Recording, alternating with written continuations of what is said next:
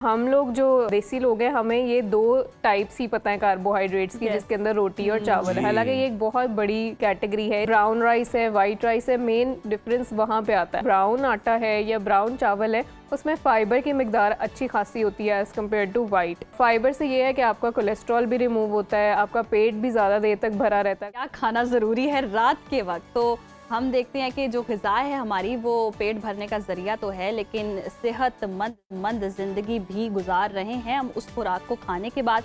पाकिस्तान और भारत और दीगर जनूबी एशियाई ममालिक अगर हम देखें तो वहाँ चावल और रोटी जो है वो रोज़मर्रा ज़िंदगी का लाजमी हिस्सा होती है। मगर जैसे जैसे सेहत के बारे में हम देख रहे हैं कि शऊर बढ़ रहा है, सोशल मीडिया का दौर है, तो अब जी ये बहस छिड़ चुकी है। हम आए रोज़ सुनते हैं कि रात में आपको चावल खाने चाहिए या रोटी खानी चाहिए, क्या फ़ायदेमंद है? ये सवाल अब सिर्फ जायके या रिवायत का नहीं है, बल्कि सेहत, तवानाई, वज़न, शुगर और ब्लड प्रेशर जैसे अवामिल से जुड़ चुका है। माहिरीन ग़िज़ाइयत ये कहते हैं कि फ़ैसला सिर्फ चावल या रोटी का नहीं होता, बल्कि ये आपकी उम्र, तर्ज़ ज़िंदगी, जिस्मानी सरगर्मी, मुशक्क़त यानी आप कितनी कर रहे हैं, और सेहत के मखसूस मसाइल पर डिपेंड करता है। तो सवाल ये है कि सेहतमंद ज़िंदगी के लिए रात के खाने में क्या इंतखाब करें, चावल या फिर रोटी, या दोनों में एतदाल?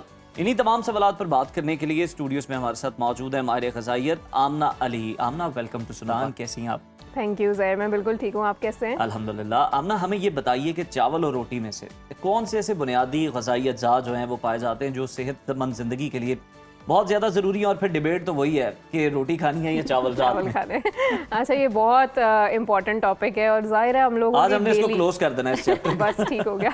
डेली लाइफ की हमारी ये चीज़ है जो हमने खानी होती है, इसके बगैर जाहिर है रहा नहीं जा सकता। बल्कि कुछ लोग जो मुझे कहते हैं वेट लॉस डाइट के लिए उन्होंने रोटी चावल छोड़े हुए, तो मैं बड़ा हैरान होती हूँ कि ये कैसे पॉसिबल है। ये क्या बड़े सगीर वालों का ही मसला है रोटी चावल का, हम नहीं इस पे लगे हुए हैं या फिर बाकी भी इस पे लगे हुए हैं? देखिए, ये जो रोटी चावल है ये कार्बोहाइड्रेट्स की कैटेगरी में आते हैं, और हम लोग जो देसी लोग हैं हमें ये दो टाइप्स ही पता है कार्बोहाइड्रेट्स की, जिसके अंदर रोटी और चावल है। हालांकि ये एक बहुत बड़ी कैटेगरी है, इसके अंदर पास्ता वगैरह जो है वो भी आ जाता है, आपके सीरियल्स आ जाते हैं, दलिया आ जाता है, तो ये बहुत बड़ी कैटेगरी है। इसमें आप बहुत सारी चीजें, इंग्लिश खुराक कहते हैं नॉर्मल। एग्जैक्टली। लेकिन वही जो रीजन टू रीजन डिफर करता है, आपके कल्चरल वैल्यूज क्या है, वो हम बचपन से जो चीज़ खाते आ रहे हैं वही फिर हमारी डेली लाइफ का हिस्सा बन जाती है। तो रोटी और चावल की जहाँ तक बात है, तो वो जो ये सिलेक्शन है कि हमने रोटी खानी है या चावल, ये बहुत सारे चीज़ों पे डिपेंड करता है, बहुत सारे डिफरेंट फैक्टर्स हैं। सबसे पहले तो आ जाता है कि क्वांटिटी, कितनी क्वांटिटी में आप ये खा रहे हैं, पोर्शन साइज आप उसका क्या ले रहे हैं, रोटी है तो वो कितनी ले रहे हैं, चावल है तो वो कितने ले रहे हैं। इसी तरह टाइप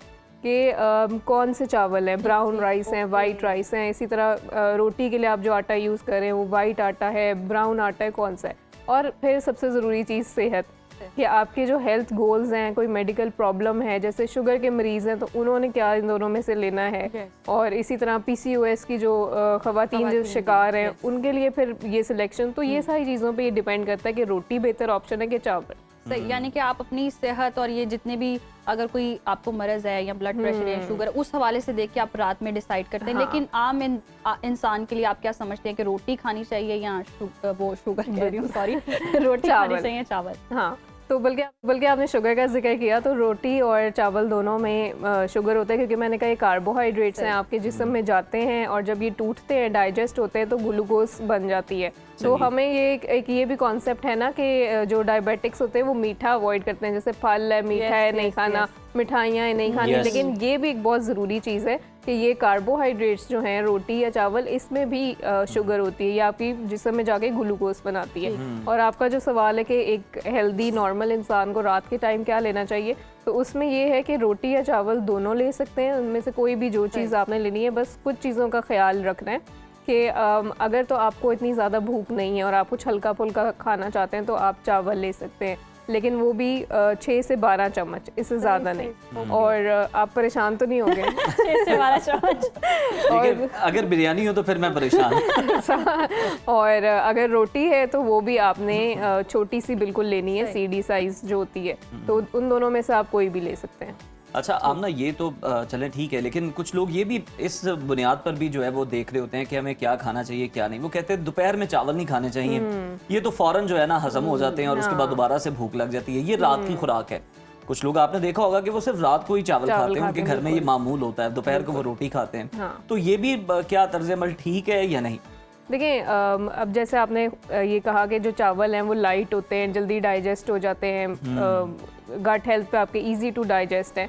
तो अगर आप, कुछ लोग ये भी कहते हैं रात को जैसे चावल खाते हैं तो उसके बाद आधे घंटे बाद दोबारा भूख लग जाती है, और फिर रात को दोबारा से बार बार खाना जो है वो इतना रिकमेंडेड नहीं है।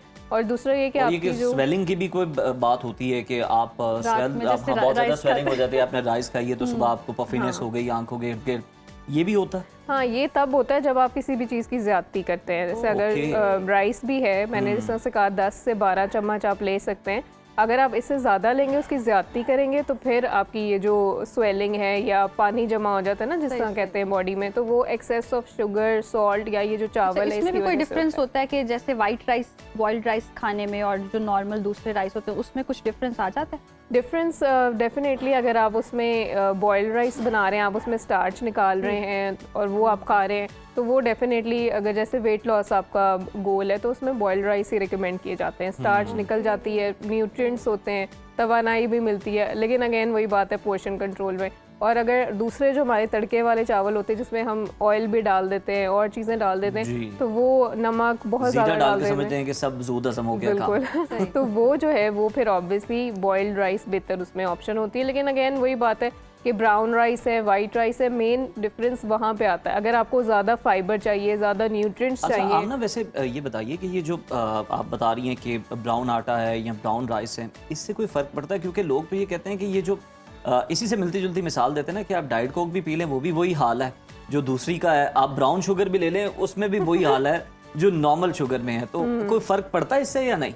उज़ैर, फर्क चोंचले हैं ये सिर्फ? नहीं, डेफिनेटली बेटर ऑप्शंस हमेशा हमारे पास होती हैं। अब ऑब्वियसली खाना पीना आप छोड़ नहीं सकते, हर चीज़ में कुछ ना कुछ अगर आप करें तो हर चीज़ के फ़ायदे भी हैं, नुकसान भी हैं, डिपेंड करता है आप उसको इस्तेमाल किस तरह से कर रहे हैं। और जो ब्राउन आटा है या ब्राउन चावल है उसमें फ़ाइबर की मिकदार अच्छी खासी होती है एज़ कम्पेयर टू वाइट।